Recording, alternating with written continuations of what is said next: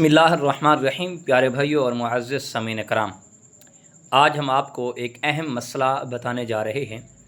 बहुत से लोग ऐसे हैं जिनको इन मसले का इल्म नहीं है।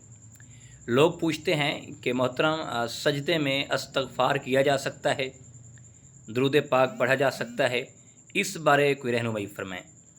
आज ये मसला हम आपको बताने जा रहे हैं कि सजदे में तौबा इस्तग़फ़ार कर सकते हैं, यानी अस्तग़फ़िरुल्लाह पढ़ सकते हैं। कोई भी वजीफ़ा हो, दुरूद पाक पढ़ो या हय्यु या क़य्यूम या गफ़्फ़ारो या सत्तार या अज़ीमु या अज़ीम, यानी कोई भी वजीफ़ा है तो आप इसे आसानी से पढ़ सकते हैं। ये सजदे में कोई कैद नहीं लगाई गई, लेकिन उसमें एक शर्त यह है कि अगर आप सजदा, मिसाल के तौर पर फ़र्ज़ नमाज़ पढ़ रहे हैं, फ़र्ज़ नमाज में आप वो सजदे में फ़कत फ़र्ज़ नमाज वाली ही तस्बीह पढ़ें, सुबहान रब्बियल आला, सुबहान रब्बियल आला, यानी ये तस्बीह पढ़ें।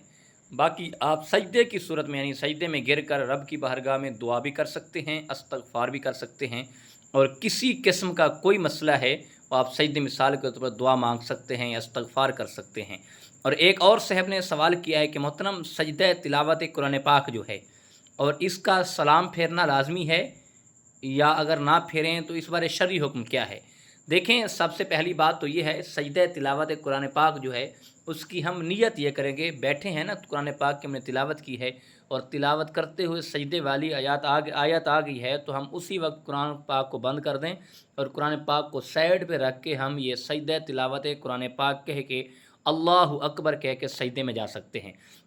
और 3 बार हम सजदे वाली तस्बीह पढ़ेंगे, सुबहान रब्बियल आला, सुबहान रब्बियल आला, सुबहान रब्बियल आला, ये तस्बीह पढ़ेंगे। उसके बाद हम सलाम नहीं फेरेंगे और सीधा ही उठकर बैठ जाएंगे। फिर अगर कुरान पाक की तिलावत करना चाहते हैं तो फिर तो कुरान पाक की तिलावत करना शुरू कर दें। अगर कुरान पाक की तिलावत अब नहीं करना चाहते तो उसके बाद जो है हम चुप करके, यानी तो कुरान पाक बंद करके हम दुआ मांगें और दुआ मांग कर रब्बे ज़ुल जलाल की बारगाह में जो भी हाजत है, जो भी परेशानी है, वो दुआ मांग के रब की बारगाह में इल्तिजा कर सकते हैं।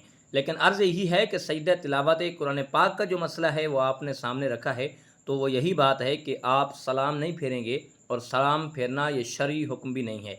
ये सलाम फेरना फ़कत फ़र्ज़ नमाज में नमाज से बहर आने के लिए होता है, यानी नमाज से निकलने के एक से देख लें कि जब सलाम फेरते हैं, पहले दाएं तरफ फिर बाएं तरफ सलाम फेरते हैं कि नमाज से बाहर निकलते हैं, फिर हम आयतुल कुर्सी पढ़ते हैं, उसके बाद हम दुआ मांगते हैं या ज़िक्र अज़कार करते हैं। यह है नमाज का हुक्म। लेकिन सजदा तिलावत कुरान पाक में ऐसी सूरत में हुक्म नहीं है जो अगर हम सलाम फेरेंगे। हम सजदा तिलावत कुरान पाक करके हम चुप करके उठ बैठ सकते हैं या कुरान पाक की तिलावत कर सकते हैं। दुआ है अल्लाह अमल की तौफीक दे।